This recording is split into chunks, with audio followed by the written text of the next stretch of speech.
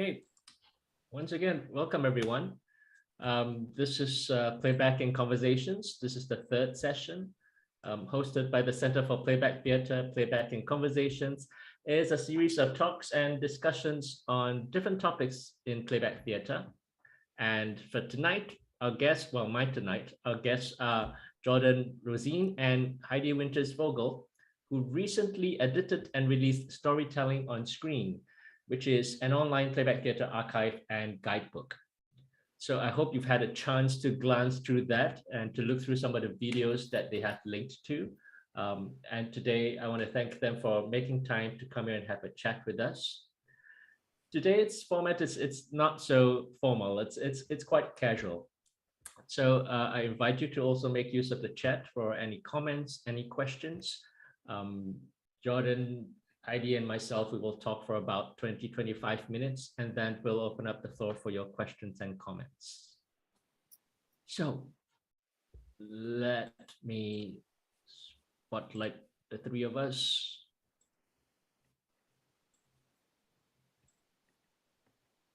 Okie-dokes.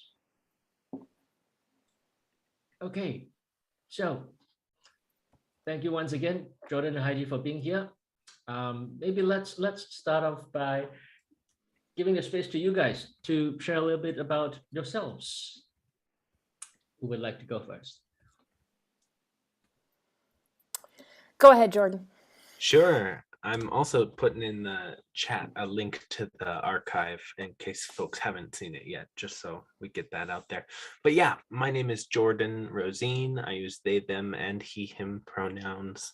I am a theater artist and teacher, currently living and working in Duwamish lands in the city of Seattle, Washington, in the United States.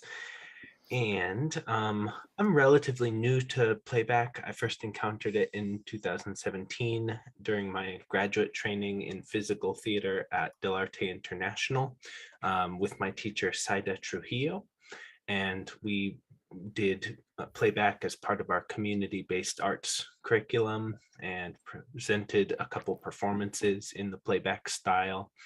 And from there, I joined Playback for People, then Playback for Playbackers in the start of the pandemic, while at the same time having a 2-year teaching fellowship at Virginia Tech, where I taught acting and applied theater. And so I just continued to kind of deepen in my interest and passion for playback, and in collaboration with great folks like Heidi, get some stuff going on here and there. I'm also the artistic director, or one of 2 artistic directors of the 𝐒𝐽 Group, which is a physical theater company based in New York City, which I started in 2011. And we've also done playback and are amongst the companies featured in the archive. We, besides playback, do work in Buto, dance, and acrobatics, commedia dell'arte, clown, other kind of masked theater forms. So that's just a little bit about me. Thank you. Heidi. So, yeah, Jordan and I met through Playback for Playbackers at the beginning of the pandemic. We've never actually met in person, physically, though we've done, I don't know, probably over a dozen playback shows together. He was actually a performer in a traditional scripted show that I did last summer, that I directed last summer. And we collaborated on this project. I look forward to meeting you someday, Jordan, for real. So I am a theater professor. I have been teaching theater, directing, acting, movement, devised theater, theater for social change, for about 25 years. And about 15 years ago, at the school I was teaching at, Ben Rivers came and introduced this thing that I'd never heard of called playback. and I was intrigued, and so took my first playback class with Armand Vokus, and then I guess they say the rest is history. Been doing it since then. Formed a group in Virginia where I was teaching, where we did a lot of community building work in connection with Theater of the Oppressed work, and in different organizations around Virginia and the Eastern Seaboard of the United States. And just before COVID in 2018, I moved and left my group to the Midwest of the United States. Still Eastern time zone, but just on the very edge. I'm actually closer to Clarissa in Chicago than I am to Virginia. I'm only a couple hours away, but we are an hour apart time zone wise. So one of my issues with teaching playback has always been I need someone to demonstrate it. I can't do it by myself. And in Virginia, I had my group, and we would do performances for my improv and for my playback classes and for the university. And it was so nice to have the group to do that. And when I left my group behind and I'm trying to teach it out here, that was frustrating. So I had started to build a group out here in Indiana, and then COVID hit. And so I didn't have an in-person group. I had students that were interested, that were learning, and we were moving ahead. But I didn't have, a fallback there. And so I went really seriously online. I've been involved in 3 groups. So Playback for People, which again was originally Playback for Playbackers, and then a World Playback Theatre, which is the group that is the last in-person leadership class in 2019, and also Thursday Zoomers with 𝐒𝐽𝐬𝐲𝐿 and other playback luminaries, Judy Swallow included. And it has been so fun to be able to do playback with people around the world, with people around the United States. But I'm missing it, missing being in person. But anyway, that's me. Yeah, I think did I answer all the questions? I do. Yeah. All right. Thank you. So you guys have not met yet in person, and you guys met as part of an online playback theater group, Playback for People. Well, perhaps let's begin with sharing a little bit about how you guys jumped into online playback theater, and how that was for you guys, and then maybe what was the genesis of this collaboration, this guidebook collaboration? So I could say I had only done, one in-person playback theater performance before the pandemic started, and before online playback started to pick up.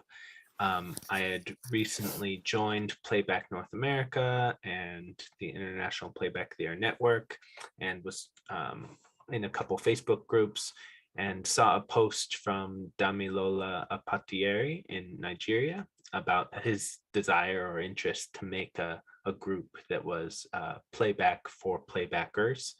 And I didn't have a ton else going on and had some free time, so I was like, okay, I was pretty nervous, I'll give it a shot. And so we were on a WhatsApp group or a Telegram, I can't recall, and coordinating schedules with people from, I think, 12 different countries at that time, trying to figure out a good rehearsal time. And we just started meeting, and a lot of people from a lot of diverse backgrounds.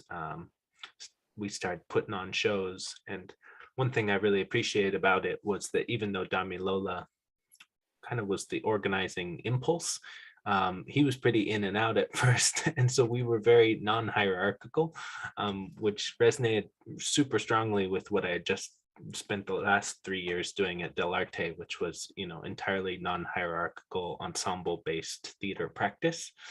So I appreciated that in a way we felt like an ensemble of co-leaders, and we were all testing out different roles, rotating, conducting, acting, music responsibilities, and different, administrative functions to produce different shows for different audiences. So that was kind of my entry point into online playback. I think my entry to online playback was with the World Playback Theatre, and it started just as a reunion. We could get together and do some playback, and then we started performing. And then as other calls went out for other groups, that's how I picked it up. So you were playing together, and how did this collaboration come about? Like, what was behind the idea of, hey, let's make a guidebook? Heidi, do you want to take that one? Yeah, sure. So we were both teaching and teaching online at our separate universities, and this idea that we were performing online and maybe these could be recorded and we could show our students clips.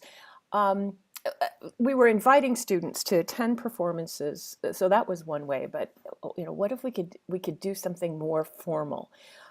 And then Jordan answered a call from the Virginia Tech libraries where he was teaching for publishing online educational resources. And he said, should we apply for this? And I said, yes, let's do it.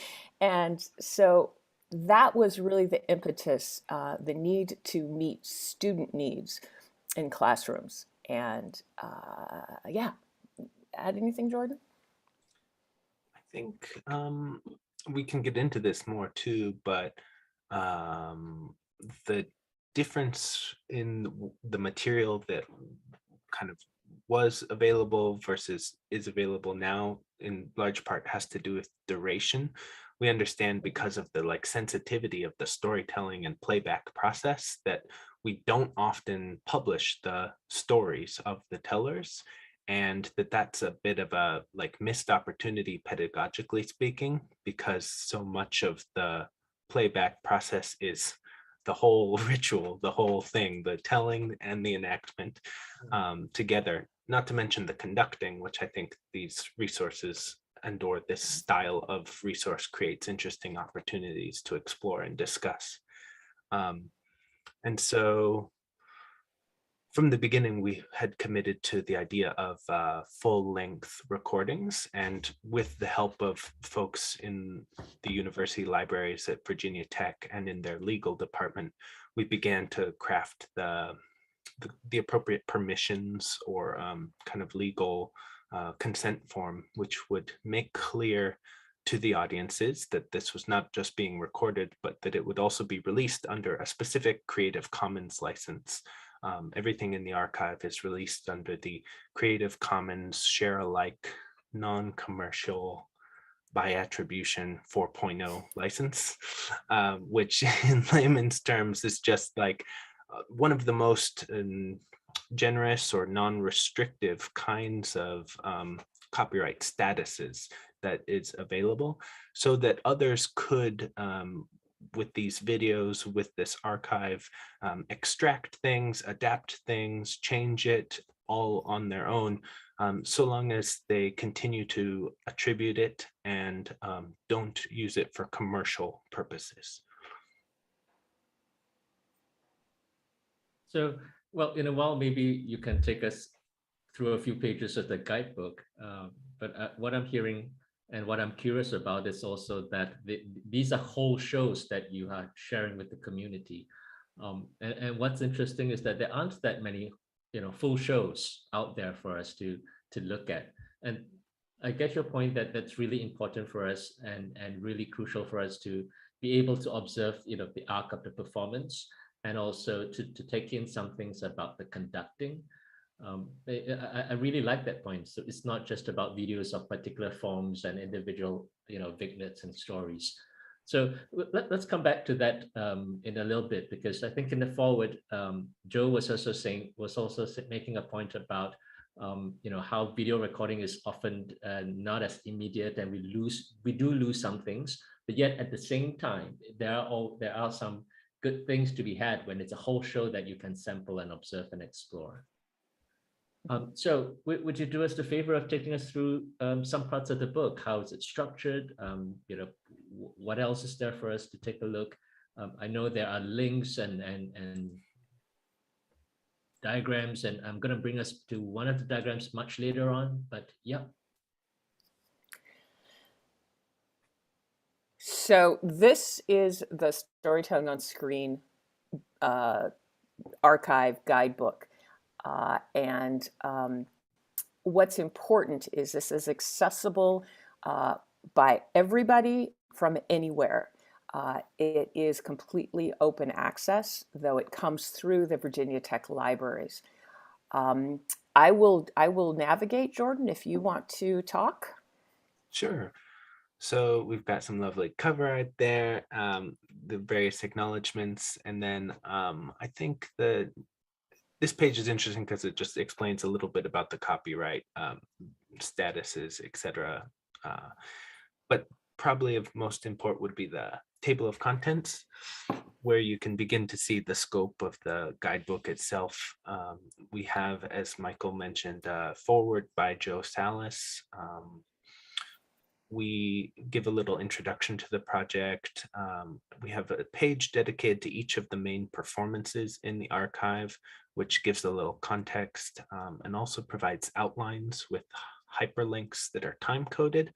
We'll show that in a second because that's a pretty handy feature. And then we go for about 20 or 30 pages explaining as best we can different concepts, roles, and forms that you might see featured in the archive. So if we go to the outline maybe of one of the shows, we can see the production credits, that context, and then these forms, which are hyperlinked here, would take you to the description of that form in the guidebook itself. And the below outline on the next page, Heidi, thank you, would give you access to specific portions of the video on YouTube. All the videos are hosted both on vTechWorks, which is Virginia Tech's institutional repository, and are there in a downloadable format, but also perhaps in a more user-friendly way on YouTube, where besides seeing the whole thing contiguously, you could use these chapters to go more directly to a specific thing that you want to see. It's also worth noting that in choosing where to make these chapter marks, we've begun each clip with the conductor maybe asking a question or shifting maybe there's an intervention of one kind or another, but it's whatever precipitates the storytelling by the teller, so that again we can kind of begin to focus on the event as a whole versus just like, oh, random person telling story. But you would see the telling, the enactment, and the debrief, if there is one. The clips don't automatically stop. So if you are interested in one thing in particular, you'll maybe want to note that time code and just pop back to the guidebook when you're done.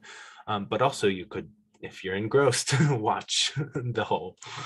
Again, if you click on the guidebook links on the right, it'll take you here internally in the guidebook to the description of that form or concept, which you see in bold. And that's the outline. Should we, Heidi, go to other? Go ahead. Yeah, I just wanted to add one thing.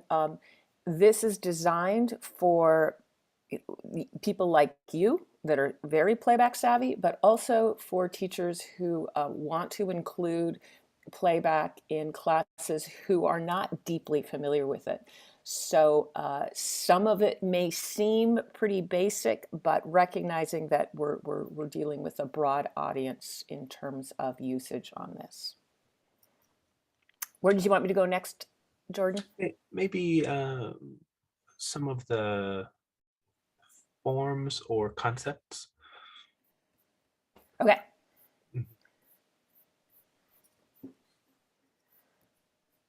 Stop here. Let me know where you want to go. Sure. There we go. So you'll see in many of the descriptions of concepts that we've done our best to synthesize some of the extensive existing literature out there on playback. That was for me a pretty exciting part of this process, to bring a kind of scholarly approach to understanding the literature, and then writing for an audience, like Heidi was saying, that could be broad or more general, like, for example, undergraduate students in an applied theater class or something like that. I've even assigned bits of it to my current high school improv class, and they've seemed to understand and resonate with it pretty well. Should we go now to any example of a form?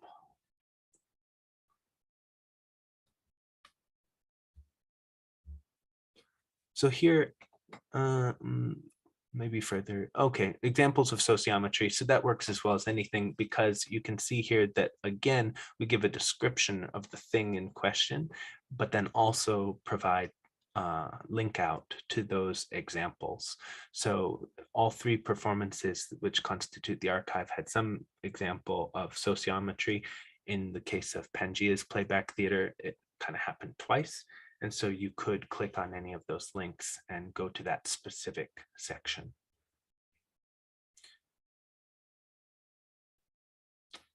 Why don't we go a little further? This is the leaf diagram that Michael was interested in. We could take a look at later. I was really interested starting to read Jonathan's ideas about narrative reticulation, and felt like, oh, if it's based on a leaf, might as well draw it or diagram it like a leaf. So whether or not that is more of a parallel venation or a reticulating venation is, I think, a fair question, and might relate to the usefulness of it as a form of analysis. But I thought, hey, that's interesting. Okay, so here again are more of the forms which you can see examples of. And I think another advantage or point of interest about this project is to compare how different groups would approach the same form. So there's only one or two, because the repertoires of forms were so diverse, but fluid sculpture, as you can see, everyone has some version of. And so you can actually compare these 5 different instances of fluid sculpture to get a sense for the more subtle differences and variation, and perhaps for the way in which different ensembles make different agreements about how they're going to do a given thing. That's all I can think in the main guidebook. Heidi, should we go to the appendix where we talk about adding to the archive? Maybe something like that. It would be towards the very, very end. So as we explained, that kind of Creative Commons process was pretty extensive. But again, we want to make space for this project to continue or evolve, and for other things, other performances to be a part of the archive if possible. We admit that 3 is good, but also has limitations. And in curating or choosing these particular performances, we were in some ways bound by our proximity to these companies and our ability to effectively implement the consent process with the audiences. But here we provide some of our process. We provide the artist contributor agreement, which is the language that we used to solicit this permission. And I think we provide our emails and other kind of contact information there. We I'm no longer at Virginia Tech, so we won't have necessarily the support of that institution in creating a second edition of this. But if there was momentum or other people had things to contribute, we could certainly do round two and have a even more robust archive and set of comparisons. And something else to say about that? Heidi, am I missing something? Maybe. We've already added a couple links to other recordings that people have offered. So if you have a recording that you would like to added, we can add that here, and so that people have other full performance recordings. In this case, these are the few that we were aware of that existed prior to this project. I think mostly these are examples of in-person performances. And then we further stipulate at the top that like the purpose again of this project is full-length recordings, minimally or unaltered or edited. Yeah, well, this is sort of visionary. We could add here, we could add here. This does represent like a lot of work and time. And like I said, we'd need some more publication support or partnership to do it to the same standard if we were to make a second version. Right. Well, talking about standards, well, my impression of this, it's really structured. It's really informative. Anyone from a beginner to someone who's experienced can pick up something from it. And I'm wondering, well, and I really like that there's that section on concepts where you talk about narrative reticulation, where you talk about the three circles. How much time did this take? What were some of your challenges? Yeah, how did you feel about each other at the end of this?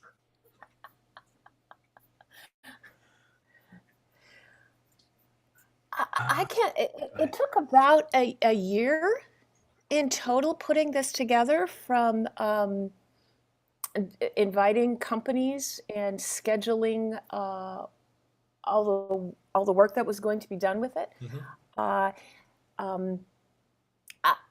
We also were, we're doing performances during this time. We were working on a scripted play.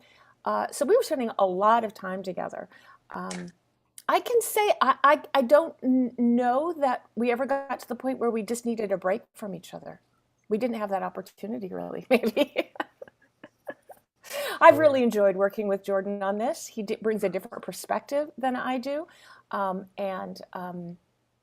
It's been a wonderful journey of learning and seeing what other people are doing. Wanted just to quickly go back to the additional resources. One of those was the Greek group. No, now I've lost it. Tiles doing their. That was an online, a Zoom recording as well. So most of those recorded there are in person, but there is also that one that we added after we had gotten everything else done. So that is an option available. So challenges, Jordan. I mean, there were so many different ways that we collaborated on this as, event producers and kind of, logistical managers, as co-writers and editors. So we got to experiment with a broad spectrum of collaboration, and I think it was, overall very successful. And I was likewise very happy to work with Heidi. I think she brings so much experience with playback, and maybe it's my, fresh eyes or fresh perspective that asks the kind of like silly questions, like what is this? And then I also just have a appreciation for like pedagogical scaffolding of concepts and ideas, but then also this sort of scholarly writing and trying to use citation to pay respect to those who have come before, and give a sense of the breadth of the field as it stands. Great. I think that's very much appreciated as well, because we know that's not very often done.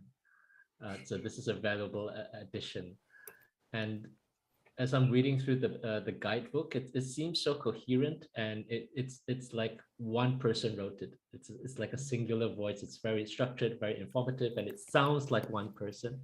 So I have to say that's a wonderful job that you guys have done. It's in some sense quite comprehensive. Everything's there. It's brief, succinct, but everything's there.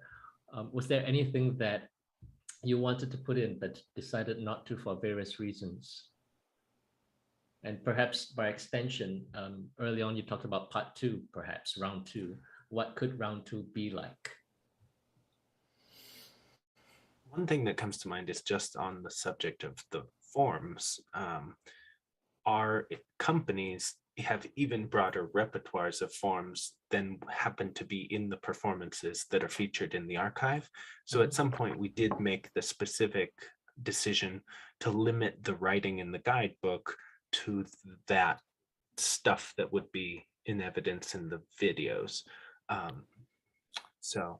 And I'm sure there are even more forms beyond those that we're aware of that people are using and playing with. So that, I suppose, is a choice.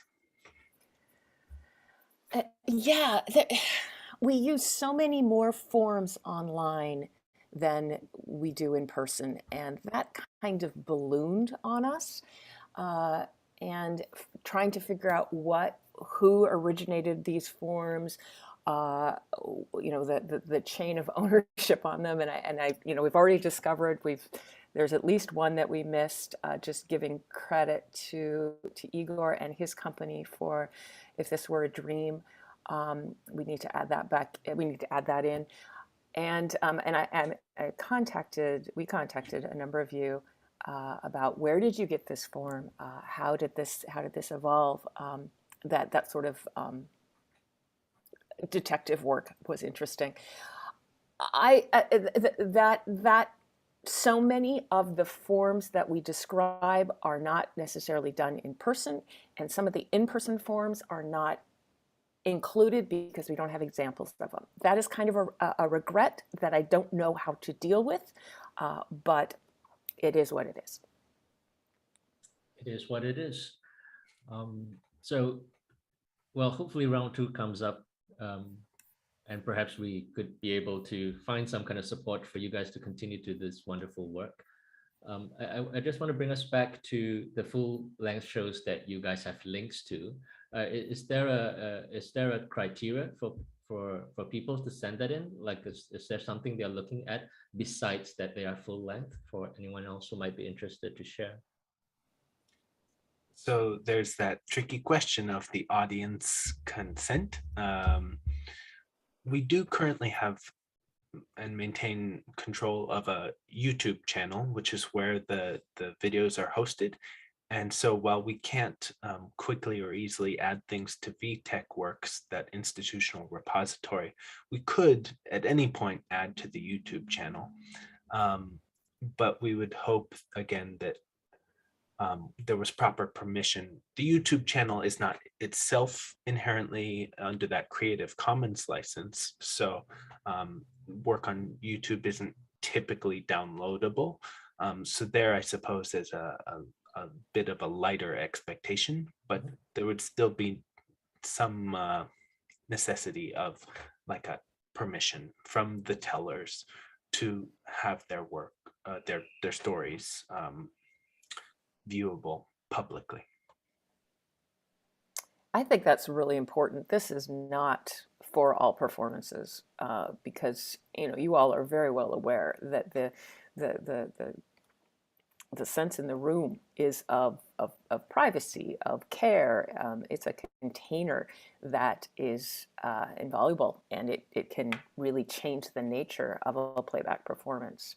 And so that needs to be respected, and we need to make sure that everyone is aware and comfortable with their stories being shared widely.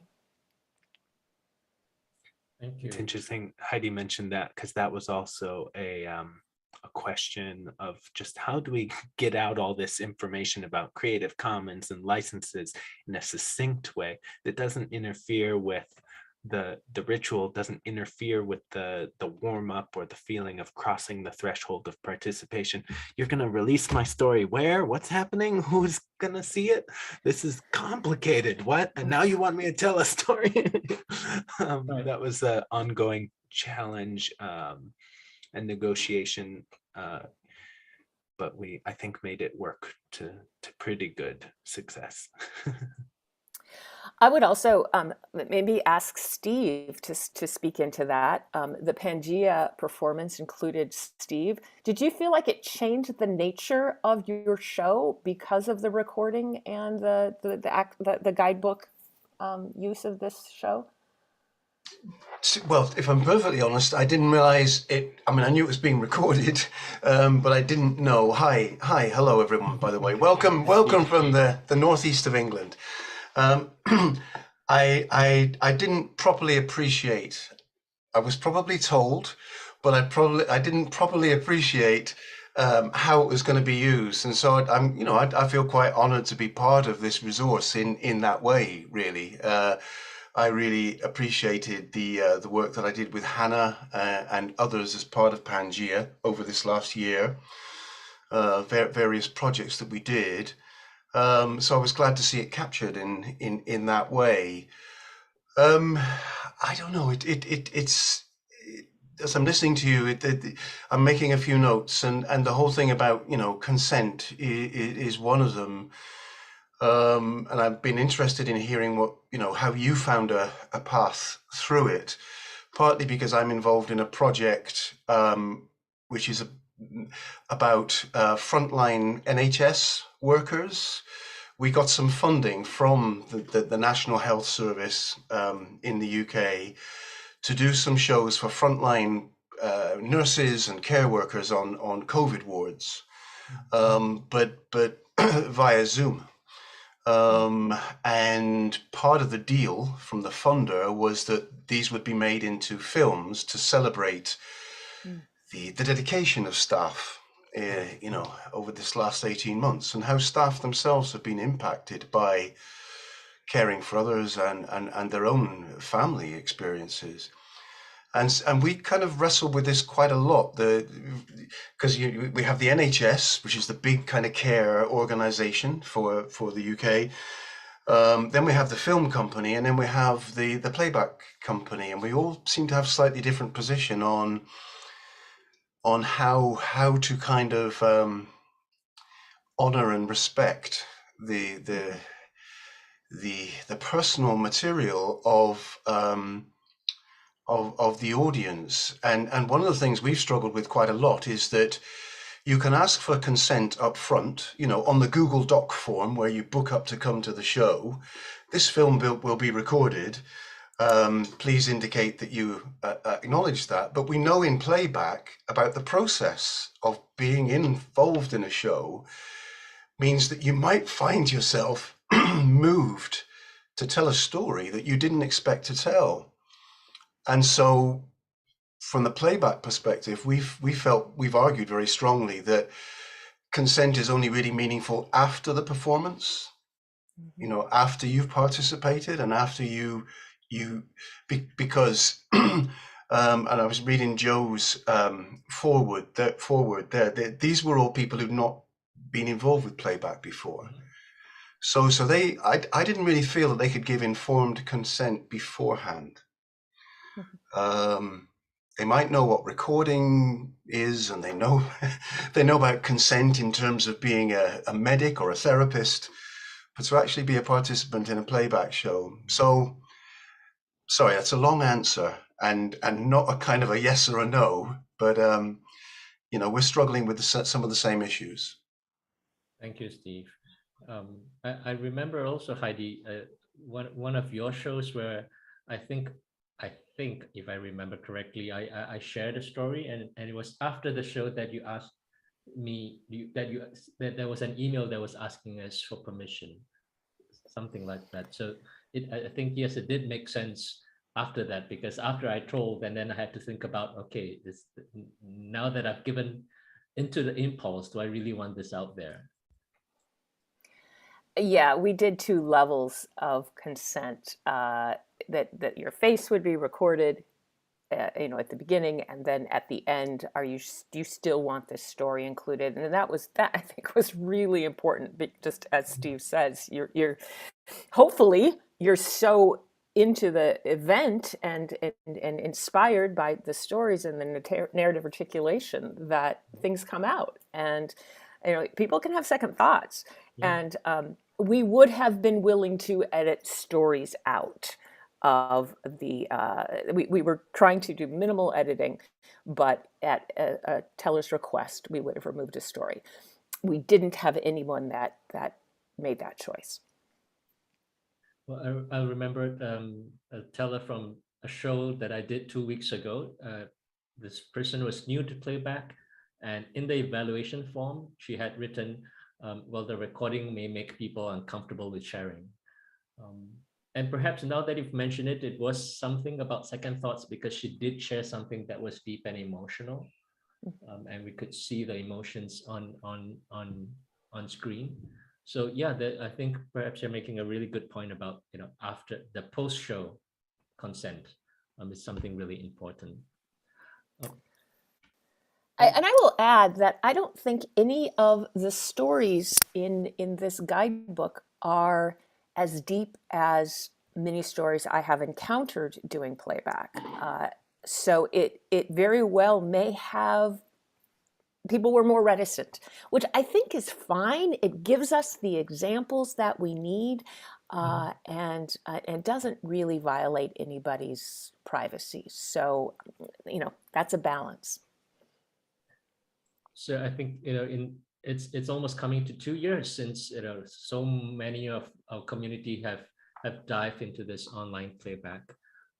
Right at the start, we were already talking about the ethics of playback. We had a couple of sessions, discussions, and this guidebook, I guess, came also at a really good time. Some of us are going back into in-person, so this is also a take stock time. Is my feeling. While we're going to, invite our friends, our audience, to come up with comments, questions for the two of you. But while they're thinking about it, in your own experiences, if you could say briefly, what is the difference for you, online and in-person playback? Perhaps advantages, disadvantages, or just a feeling about these two variations, forms. So who would go first? I can say that I think a lot of it has to do with the acting and music and the relationship of the actors. We are, of course, deprived of spatial relationship in the online world. And so it's interesting. I'm teaching, as if I mentioned already, a playback unit in my improv class at a high school right now. And actually tomorrow, Heidi will be a guest conductor. We'll do a hybrid version where the audience is on Zoom and all the actors are in a theater together. And so I'm hoping to recover a little bit, excuse my cat here, a little bit of that play in space, which I think is lost in some of the online work, and or play with each other, the sort of partnership or complicité, which is not impossible, but so complexified or difficult in the online environment. I would also add that most of the open playback performances on Zoom that I've played in, the audience has been primarily playbackers, and that has not been the case for in-person performances. And I really miss people discovering playback and sort of being transformed from the beginning to the end of a show. Not that doesn't happen with playbackers, but we know what we're seeing. That's a disadvantage. an advantage is get to see you guys perform all over the world. I get to work with performers from all over, and that has been a huge gift. I think it's probably coming out of COVID. We'll have that, each have a list of the good things and the bad things, and Playback is on that list. Yeah. So that could be round 2 or round 3 of this work. Oh, thank you so much. We've got a bit of time left for our friends to share comments or questions. So the floor is open, folks. Who would be the first to say something? Johnny? Yeah, hi, thanks. This is really fascinating. I was keen to hear an example, if you have already, of how you've used it in teaching, how you've used the resource in teaching. Good. Oh, you want to go first, Heidi? Either way, yeah, I was just thinking about that. I was teaching an introduction to theater class this past semester, and we spent a week on applied theater. And as usual, I talked about playback theater, and they nod. The students in the class nod, and I think they've gotten it. This year, I played a clip. I played a 15-minute story, and it was it was a big chunk of class. And then when it was done, I said, "So, what's your feedback on this?" And they're like, I get it. I didn't before. It was immediately obvious that I had not been explaining it very well, or it's just impossible to demonstrate without having a group there. I also incorporate storytelling and sociometry into my classes, into whatever class I'm teaching, and several of them said, "Oh, I get what you were doing," from the first day when they had to share a story with someone they didn't know in the class. Yeah, I was surprised how quickly it worked.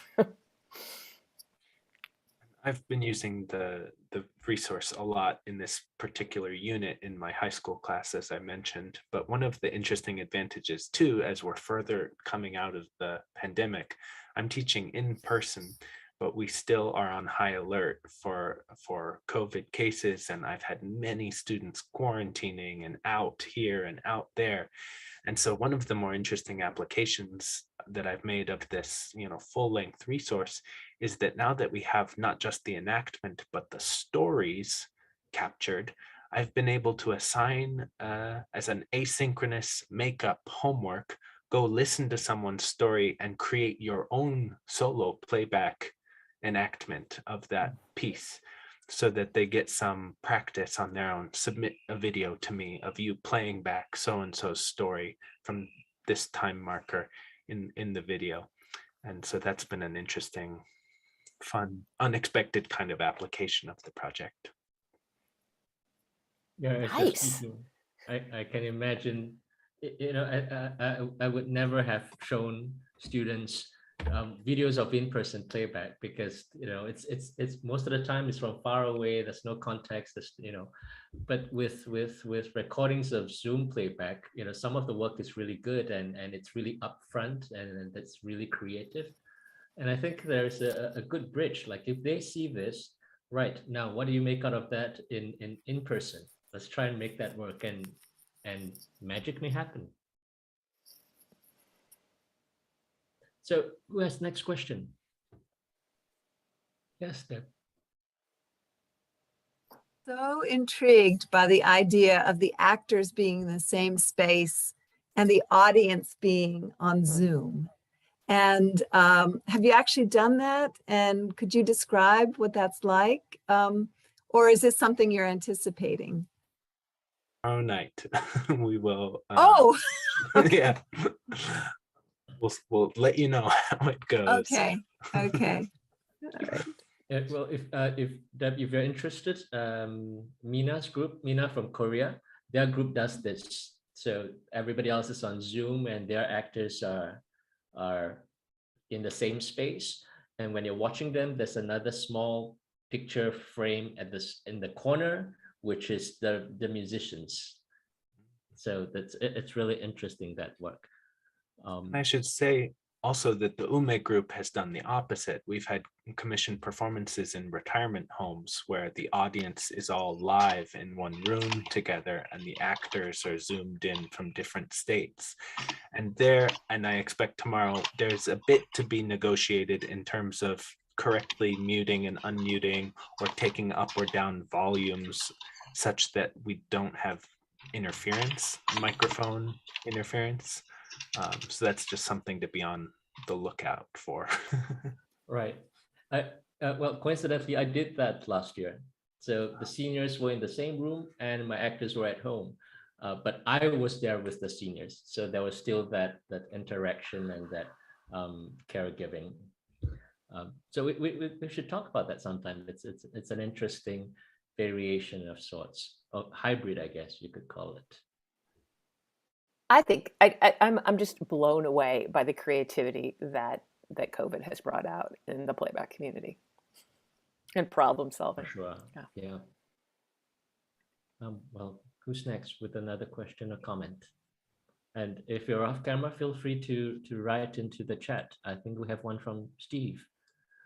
Is competency in online playback different from competency in Yeah, playback?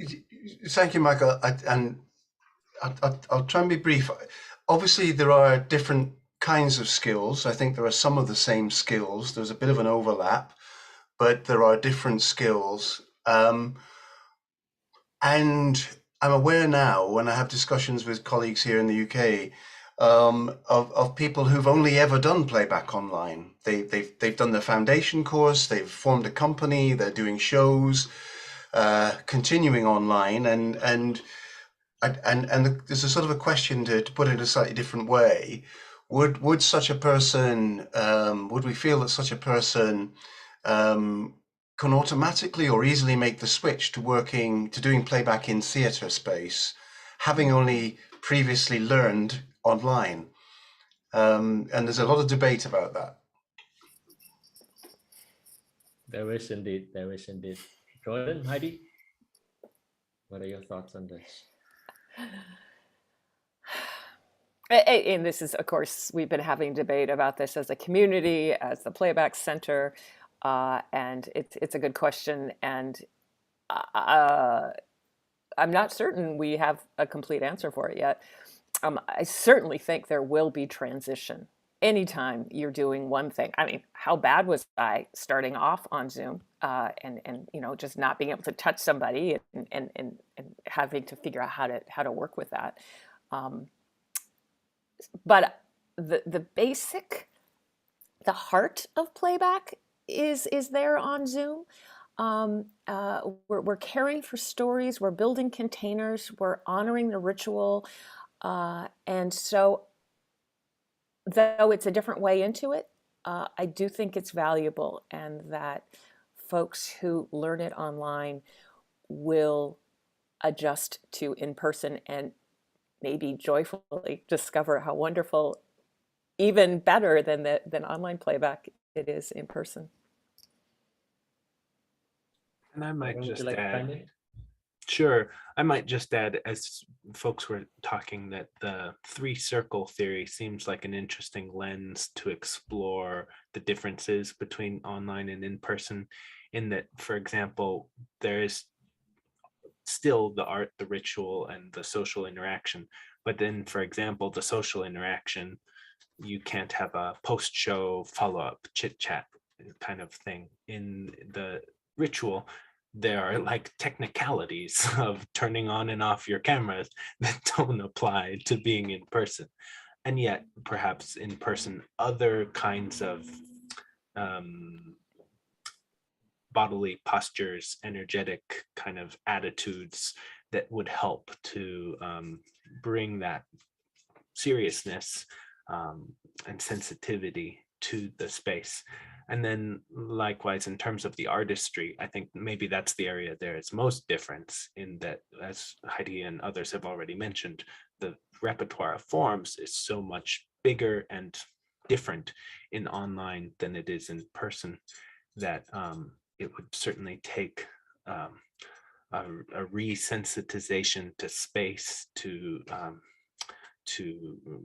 relationship, the vocal dynamics, that are available to you in person, which are not available to you in Zoom with the limited audio processing, etc., means that there's more opportunity to articulate different kinds of oral realities in person. So I think using three-circle theory and or any of the other concepts to make specific that transition from in-person to online, from online to in-person, might help to address those competencies that Steve asked about.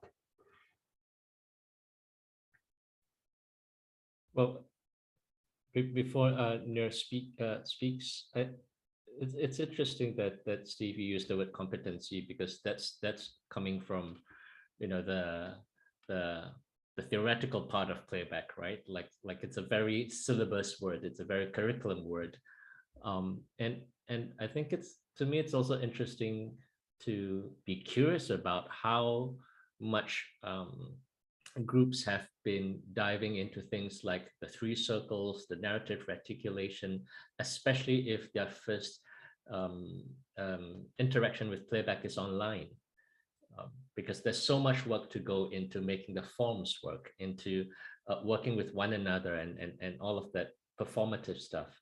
But what about the other side of playback, the ritual, the arc of performance, the three circles? How much time is spent on that?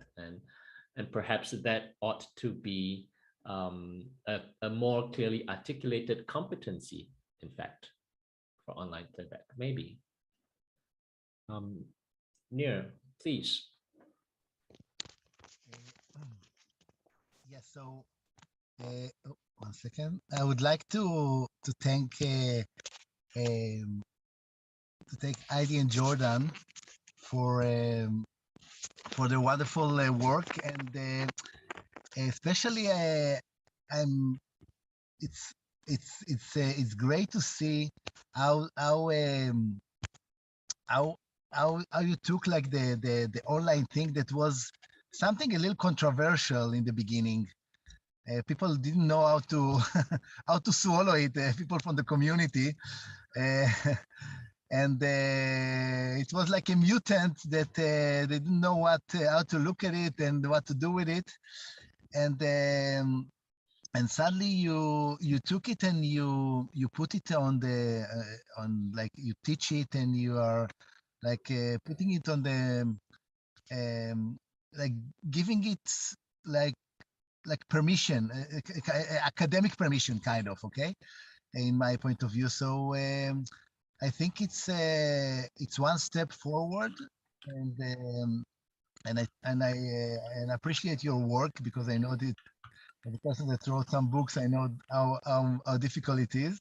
So I appreciate it so much, and thank you for this great contribution to the community and to the playback itself. I think it's an important step on this crazy journey that we are having now. But if we can make something good from it, we can take the lemon and make it a lemonade. So let's be it. So thank you so much.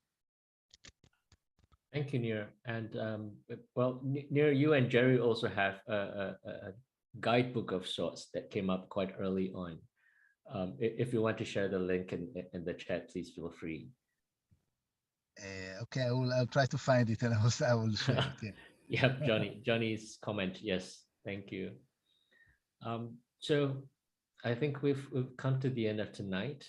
If you have more comments or questions, please feel free to get in touch with us. You can email us, and I'll send them on to Heidi and Jordan.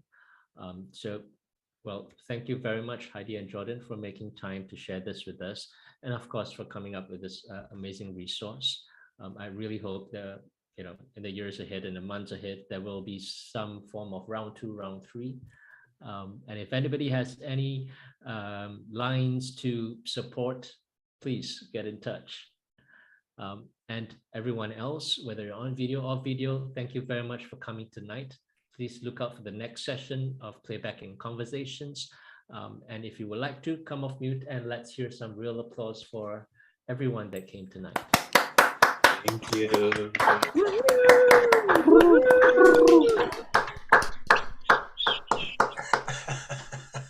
All right. Thank you, everyone. Thanks, Michael. We'll see you the next time. Thanks, Steve. Take care. Thanks, Be well, Michael. everyone. Good to Bye-bye. see you everybody. all. Thank you. Bye bye. Take care. See you. Bye. Yeah. Thanks, and get in touch. Ciao.